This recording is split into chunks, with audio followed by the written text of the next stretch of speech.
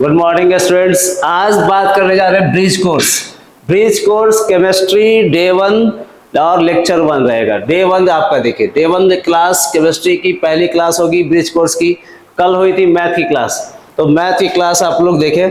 उसके बाद केमिस्ट्री के होने वाले ब्रिज कोर्स में क्या होगा, क्लास 9th, मतलब हम यहाँ पे लेने वाले बेटा क्लास 9th एंड 10th। ये अगर आपके कंसेप्ट क्लियर है इनके, तो 11th में अगर आप मूव कर रहे हैं तो उसमें काफी इजी होगा। 11th क्लास में जब जा रहे हो आप, तो क्लास 9th और 10th की केमिस्ट्री बिल्कुल ही आनी चाहिए। ठीक है, तो 9th 10th में जो बेसिक चीजें आपने पढ़ रखी है ना बेटा, उसको आपको आना चाहिए। 11th में आप जा रहे हो, 11th में जा रहे हो, 11th में जाने से पहले क्या होगा, बेसिक एकदम क्लियर। मतलब उसको बोलते हैं ना, बेसिक यार इतना अच्छा हो जाए, जड़ मजबूत हो गया तो यार फूंगी अपने आप मजबूत हो जाएगा। बता रहे हैं हम, अगर जड़ मजबूत हो गया तो पेड़ तो अपने आप ग्रो करेगा और 2 साल के लिए टिका रह जाएगा। ठीक है, तो अपने को ना बनाना क्या है, जड़ मजबूत। और ये सिर्फ मैं आपको एक बार और बता रहा हूं, ये सिर्फ होगा स्वराज्य में, ये सिर्फ होगा स्वराज्य में। अब ये स्वराज ही कर सकता है। मैं आपको ये नहीं बता रहा हूं कि यार मैं ही कर रहा हूं, लेकिन स्वराज एकेडमी में ना ये बिल्कुल जड़ मजबूत करने की प्रोसेस बहुत कम जगह होता है, वो चीजें मतलब यहाँ लागू किया जाएगा। तो क्लास 9th और 10th के स्टूडेंट के लिए बहुत ही अच्छा ऑफर आने वाला है, मतलब ब्रिज कोर्स और जनरल केमिस्ट्री बात करने वाले। इसमें आपको 1 महीने की कोर्स है और 1 महीने में आप इसमें बहुत अच्छा कर सकते हैं और एकदम रिवीजन करने वाले हैं। भाई 10th में आपने जो भी पढ़ा, 9th में आपने जो भी पढ़ा, उसको एक बार रिवाइज किया जाए। फिर हम लोग ऑर्गेनिक और फिजिकल और उसके बाद इनऑर्गेनिक 3 पार्ट को सेपरेट किया जाए और उसके बारे में पढ़ा जाए। ठीक है, तो आइए मैं बेसिक से आपको ले चलता हूँ। ठीक है, तो बिल्कुल इजी है। आप देख रहे हो ब्रिज कोर्स, इसमें पहला जो कंसेप्ट आने वाला है कि भाई क्या शुरू किया जाए, एटम से शुरू किया जाए, एटम मॉलिक्यूल्स। ठीक है, तो पहला जो आप 9 से देखो, 9th 10th 11th, अगर 9th में आपने जो चीजें पढ़ी है ना, वो मिलने वाला आपको 11th में। तो हम लोग शुरू करने वाले बेटा कुछ चीजें बेसिक, एटम्स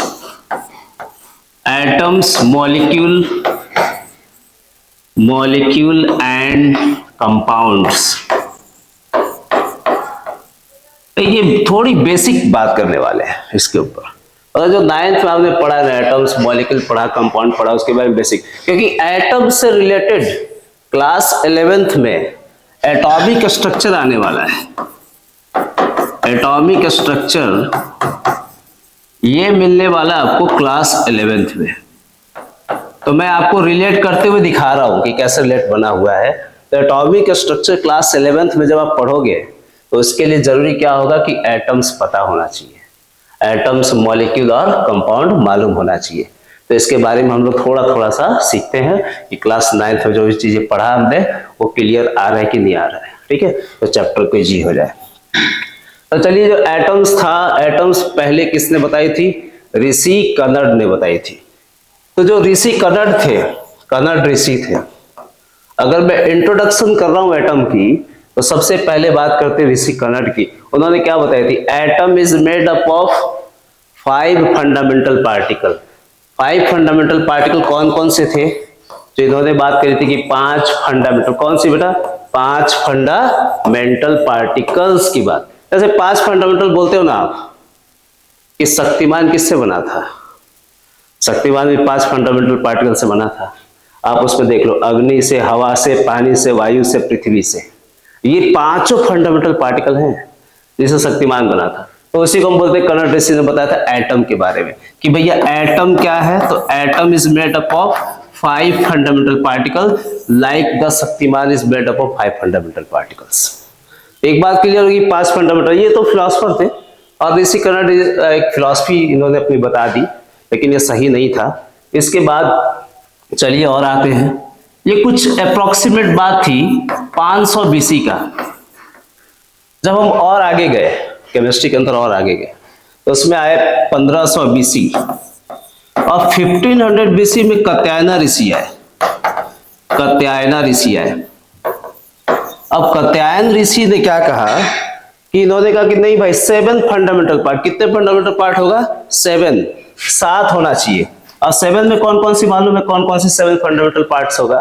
तो इसमें इन्होंने कहा कि भैया कुछ होने वाला है, कि कुछ तो आने वाला है इसमें 7 फंडामेंटल। ये हो गया फ्यू एप्स, ये 7 फंडामेंटल पार्ट्स है। तो जो कत्यायन ऋषि ने क्या बताई कि 7 फंडामेंटल पार्टिकल होगा, उसका नाम रखा फ्यू एप्स। तो 7 फंडामेंटल पार्ट था, इसमें से F को क्या बोलते हो आप? फायर। F फॉर फायर, मैं यहां लिख रहा हूं, F for fire, E for earth, A for water, A for air, and P for pain, and P for pleasure also, pleasure, and S for sound।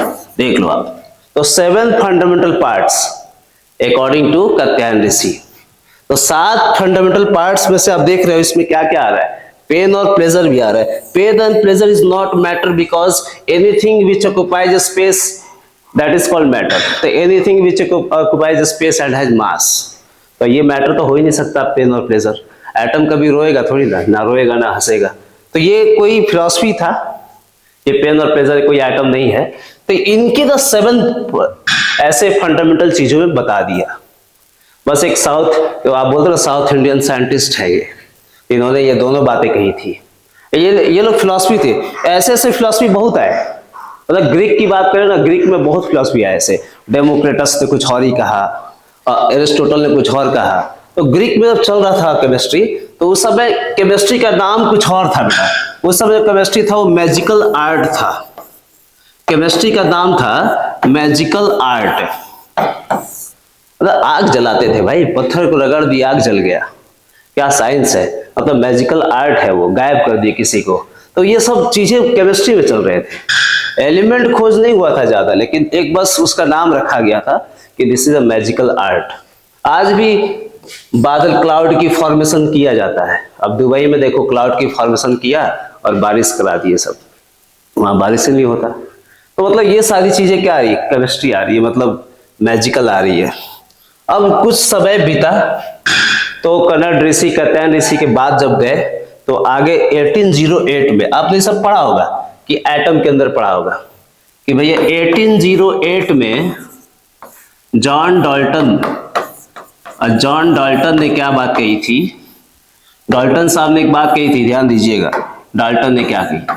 Dalton ने कहा कि atom is indivisible. It means मैं ये कहना चाहता हूं कि A plus Tom, A मतलब नॉट, A मतलब क्या हो गया, नॉट, मतलब नहीं डिवाइड होने वाला भाई। नॉट, टॉम मतलब क्या हो गया, डिविजिबल, ऐसा पार्टिकल जो डिवाइड नहीं होता, नॉट डिविजिबल। तो उसी को बोला गया एटम है। Atom is very small particle, atom is indivisible, and the similar atom combines to form element and different atom combines to form compound। ठीक है, ये सारी बातें आपने पढ़ रखा है डाल्टन के बारे में। तो डाल्टन ने अपनी बातें कही, इनकी बातें फिर गलत हुई कि भैया ऐसा कुछ नहीं है, एटम को डिवाइड किया गया था। मैं बहुत ही बेसिक बता रहा हूँ, ब्रिज कोर्स है। मैं एक बार फिर आपको याद दिला, ब्रिज कोर्स में हम आपको बिल्कुल बेसिक से उठाने वाले हैं। ऐसा नहीं कि मैं डायरेक्ट 11th पढ़ाने वाला हूं। ये बिल्कुल आप याद रखिए कि बिल्कुल बेसिक से, अगर आपको आ रहा तो बहुत अच्छी बात, नहीं आ रहा तो ये करते चलो। तो ब्रिज कोर्स आप पढ़ने वाले, मतलब कि इतना बेसिक से स्टार्ट करेंगे कि आपका एकदम बेस मजबूत होते चलेगा। और 11th में जो चीजें आएगी ना, तो आपको लगेगा नहीं यार हमने पढ़ रखा है ये। ठीक है, तो एटम को डिवाइड किसने किया? एटम को फिर फर्दर डिवाइड किया था लेवोइजियर ने फर्दर डिवाइड किया एटम को। अब जब एटम को डिवाइड किया इन्होंने डिवाइड किया बेटा 7 फंडामेंटल पार्टिकल, 7 फंडामेंटल।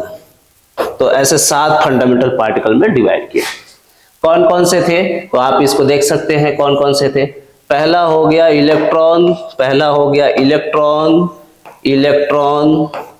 सेकंड हो गया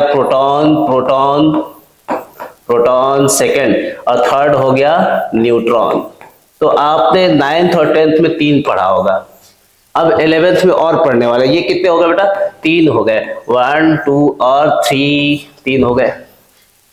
इसके अलावा चौथा 4 हो गया न्यूट्रिनो, न्यूट्रिनो। 5वां हो गया पॉजिट्रॉन, पॉजिट्रॉन।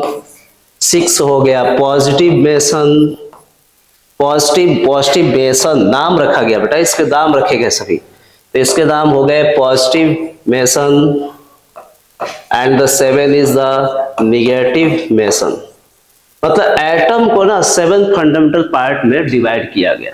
जब आपने 9 10 पढ़ा तो क्या पढ़ा होगा, इलेक्ट्रॉन, प्रोटॉन और न्यूट्रॉन। लेकिन 11th में ना आपको ये सिखाने वाले हैं। देखो कितनी थोड़ी सी इसमें ब्रॉड लेवल जा रहा है। आपने जो सीखा एटम के बारे में, एटम में ही थोड़ा और जा रहे हैं हम।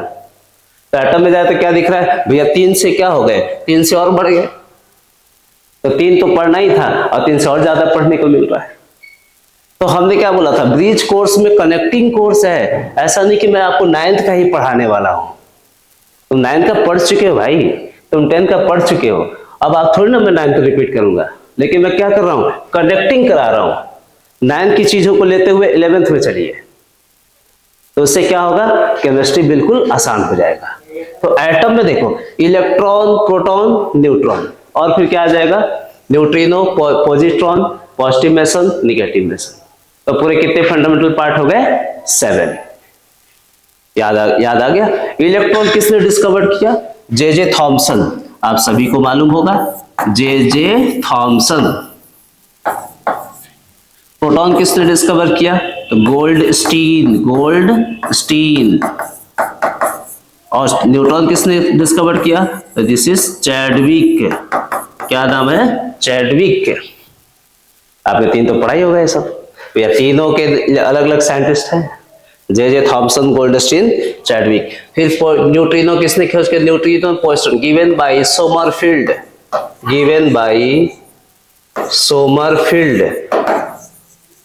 And positive mason, negative mason given by the Kepler. ये अलग अलग साइंटिस्ट आ गए। भैया जो नाम आ रही थी ना इसमें कि भाई ये क्या है, ये सब इलेक्ट्रॉन, प्रोटॉन कहाँ पे होगा, कहाँ पाया जाएगा, ये सब बताने वाला, बहुत बेसिक से बताने वाला। एटॉमिक नंबर क्या है, एटॉमिक मास क्या है, एलिमेंट क्या होता है, एटम कितने टाइप के होते हैं, मॉलिक्यूल कितने टाइप के होते हैं, कंपाउंड कैसे कैसे बनते हैं, और कंपाउंड एसिडिक होगा कि बेसिक होगा, मतलब सब बताने वाले हैं। लेकिन आपको करना क्या है, पूरे नोट करते चलना है यार, जो इंपॉर्टेंट लगे ना उसको नोट कर लो। वैसे इन सब की पीडीएफ आपको कमेंट बॉक्स में मिलेगा। जो भी पढ़ाया जाएगा उसके पीडीएफ मिलेंगे। और जो बैच शुरू होने वाला है सीबीएसई का, वो 15 मार्च से शुरू होने वाला है ऑफलाइन। ऑनलाइन चलता रहेगा, ऑफलाइन 15 मार्च और 1 अप्रैल से स्टेट बोर्ड वालों के लिए। तो बिल्कुल आप नोट कर ले कि 15 मार्च मिस नहीं करेंगे, स्वराज एकेडमी बीटा पहुंचेंगे। बाकी ऑनलाइन तो कोर्स चलता रहेगा, नो डाउट, इसकी पीडीएफ बन जाएगा आपका। अब बहुत सिंपल है, ठीक है। तो ये बात हो गई इलेक्ट्रॉन, प्रोटॉन, न्यूट्रॉन, न्यूट्रिनो और पॉजिट्रॉन, और पॉजिटिव मेसन और निगेटिव मेसन, ठीक है। चलिए नेक्स्ट बात करते हैं। ये तो बात हो गई डाल्टन्स की बात होगी लेवोइजर की। उसके बाद क्या हुआ था, आपने 9th में कौन चीज पढ़ी थी, थॉमसन की pipe pudding model, watermelon shape. क्या था बच्चों, वाटरमेलन शेप में जो सीड था, the seed in watermelon behaves like a negative charge. तो ये वाटरमेलन था, और वाटरमेलन में जो सीड थे, seed are behave like a negative charge and rest are positive charge, so that the positive and negative charge can not exist together, और एक साथ तो रहेंगे नहीं। Then the atom becomes neutral. When a times come, then atom becomes neutral because the positive and negative cannot get together. एक साथ तो रह ही नहीं सकता, तो एटम क्या हो जाएगा, न्यूट्रल हो जाएगा। ऐसे एग्जिस्ट करना पॉसिबल नहीं होगा। तो ये बातें भी क्या हो गई, ये बातें भी इनकी गलत हो गई। जब गलत होने लगी बातें, तो थॉमसन की मॉडल फिर चला गया। फिर आया मिलिकन्स की आयल ड्रॉप एक्सपेरिमेंट। हम 11th में सीखेंगे, 9th में नहीं है ये चीज। तो मिलिकन्स की जो बातें थी वो 9th में नहीं दिया है, थॉमसन की मॉडल 9th में दिया है ना। तो हम क्या देख रहे हैं, कनेक्ट करा के पढ़ेंगे। एटम्स के बारे में बेटा, मॉलिक्यूल्स के बारे में एकदम कनेक्टिंग होगा, ठीक है। तो उसको हम देखते चल रहे हैं। फिर बातें हुई, आपने पढ़ा 9th में कि भैया रदरफोर्ड की मॉडल आ गई। रदरफोर्ड ने क्या कहा, रदरफोर्ड ने कहा कि ये है गोल्ड फॉयल, और गोल्ड फॉइल के ऊपर यहाँ पे हीलियम अल्फा पार्टिकल जिसके बोलते हो अल्फा पार्टिकल, याद करो अल्फा पार्टिकल में से 3 रे भेजा था। जो पहला था, most of the rays are passes through the gold foil without any deflection. एक बार I repeat, most of the rays are passes through the gold foil without any deflection. It shows that there must be negative charge at the corner of atom because alpha particle is what? Positive charge. Alpha particle is positive charge. So the alpha particle is positive charge and the positive charge passes through the gold foil without any deflection at the corner. तो पहली बात तो ये हो गई, ये भी आपने पढ़ रखा है, मैं बस रिपीट करा रहा हूं, आपने पढ़ रखा है। लेकिन मुझे क्या करना है भैया, 11th में तो आएगा तो मुझे बताना बहुत जरूरी है, ये आप इसको रिवाइज करते चलिए, ठीक है। तो most of the rays are passes the gold foil without any deflection, it shows that there must be negative charge at the corner of atom, at the corner of atom, ठीक है, ऐसा बोला गया। सेकंड बात करेंगे कि यहां से देखा जाए, some of the rays are deflected with some angle, some of the positive charge are deflected with some angle. It shows that there must be positive charge around it. There must be positive charge around it. इसके आसपास क्या होगा? Positive charge रहा होगा, तभी तो deviate कर रहा था। Some of the rays are deviated with some angle. इस बात को प्रूव किया।